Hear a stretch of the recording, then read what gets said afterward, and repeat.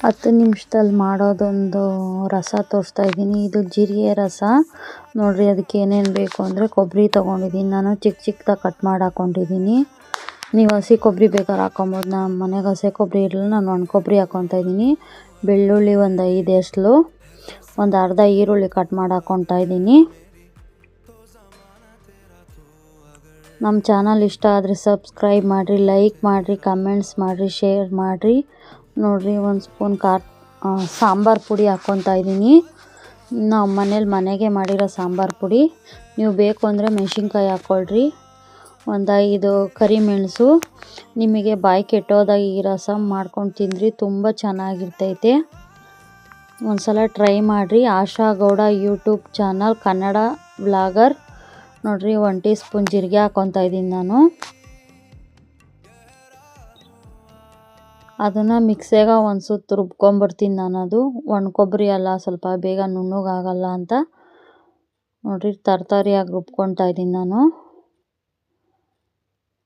ಇವಾಗ ಸ್ವಲ್ಪ ಹುಣಸೆಹಣ್ಣು ತಗೊಂಡಿದ್ದೀನಿ. ಒಂದು ಚಿಕ್ಕ ಗಾತ್ರದ ಹುಣಸೆಹಣ್ಣು ತಗೊಂಡಿದ್ದೀನಿ. ಕೊತ್ತಂಬರಿ ಸೊಪ್ಪು ವಾಶ್ ಮಾಡಿ ಹಾಕ್ಕೊತಾ ಇದ್ದೀನಿ.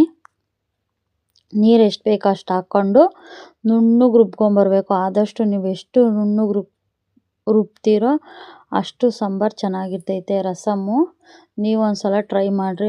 10 ನಿಮಿಷದಲ್ಲಿ ರಸಮ್ ಆಗ್ತೈತೆ. ನೋಡಿರಿ, ನಾನು ಒಂದು ಕಡೆ ಯಾವಾಗೆ ತಪ್ಪಲೆ ಕಾಯಕ್ಕೆ ಇಕ್ಕೊಂಡಿದ್ದೀನಿ. ಎಣ್ಣೆ ಸಾಸಿವೆ ಹಾಕ್ತಾಯಿದ್ದೀನಿ. ಆ ಸಾಸಿವೆ ಸ್ವಲ್ಪ ಚಿಟಪಟ ಅನ್ನೋಷ್ಟೊತ್ತಿಗೆ ನಾನು ಒಂದು ಈರುಳ್ಳಿ ಕಟ್ ಮಾಡಿಕೊಂಡಿದ್ದೆ ಸಣ್ಣ ಸಣ್ಣದಾಗ, ಸ್ವಲ್ಪ ಕರ್ಬೇವಿನ ಸೊಪ್ಪು ಒಗ್ಗರಣೆಗೆ, ಸ್ವಲ್ಪ ಕೊತ್ತಂಬರಿ ಸೊಪ್ಪು ತೊಗೊಂಡಿದ್ದೀನಿ. ನೋಡಿ, ಈರುಳ್ಳಿ ಕರ್ಬೇವಿನ ಸೊಪ್ಪು ಹಾಕ್ತಾಯಿದ್ದೀನಿ ನಾನು ಇವಾಗ. ಅದು ಸ್ವಲ್ಪ ಎಣ್ಣೆಗೆ ಫ್ರೈ ಆಗಬೇಕು.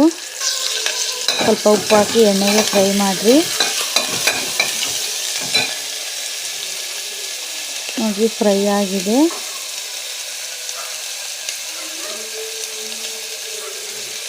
ನಿಮ್ಮ ಫ್ಯಾಮಿಲಿ ಮೆಂಬರ್ಸ್ಗೆ ಶೇರ್ ಮಾಡಿರಿ. ನೋಡಿ, ರುಚಿಗೆ ತಕ್ಕಷ್ಟು ಉಪ್ಪು.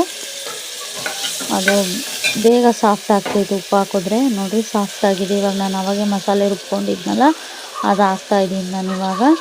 ಅದು ಚೆನ್ನಾಗಿ ಮಿಕ್ಸ್ ಮಾಡಿ ಸ್ವಲ್ಪ ಹಸಿ ವಾಸನೆ ಹೋಗೋಷ್ಟೊತ್ತು ಮಿಕ್ಸ್ ಮಾಡಿರಿ. ಆಮೇಲೆ ನಾನು ನೀರು ಹಾಕ್ತಾಯಿದ್ದೀನಿ. ನಿಮ್ಗೆ ಯಾವ ತೆಳ್ಳಗೆ ಬೇಕಾದ್ರೆ ತೆಳ್ಳಗೆ, ಗಟ್ಟಿಗೆ ಬೇಕಾದರೆ ಗಟ್ಟಿಗೆ ಮಾಡ್ಕೊಳ್ರಿ. ನೋಡಿರಿ, ನಾನು ಇವಾಗ ಮಿಕ್ಸ್ ಮಾಡಿ ನೋಡ್ತಾಯಿದ್ದೀನಿ. ಇನ್ನೊಂದು ಸ್ವಲ್ಪ ಮಿಕ್ಸಿ ಜಾರ್ ತೊಳೆದ್ಬಿಟ್ಟು ಹಾಕ್ತೀನಿ ನಾನು. ಆವಾಗೆ ಸ್ವಲ್ಪ ಈರುಳ್ಳಿಗೆ ಹಾಕಿದ್ದೆ. ಇವಾಗ ಸಾಂಬಾರಿಗೆ ಎಷ್ಟು ಬೇಕೋ ಅಷ್ಟು ಉಪ್ಪು ಹಾಕಿ